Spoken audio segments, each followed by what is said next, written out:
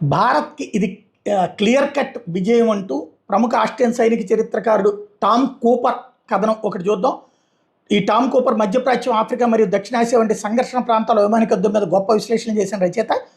దీని మీద చాడా శాస్త్రి గారికి సంబంధించిన ఒక కథనం చూద్దాం. ప్రపంచ సైనిక విశ్లేషకుల్లో మరియు విధాన నిర్ణేతలో కూపర్ది ఒక ప్రభావవంతమైన స్థానం. ఇటీవల భారతదేశం, పాకిస్తాన్ సంఘర్షణ విశ్లేషించిన తన వివరణాత్మక బ్లాగ్ పోస్ట్లో కూపర్ పాశ్చాత్య మీడియాని పాక్ పిఆర్ మీడియాగా పేర్కొంటూ అసలు నేల మీద జరిగిన సైనిక వాస్తవికతను పాశ్చాత్య మీడియా వక్రీకరించారని విమర్శించారు.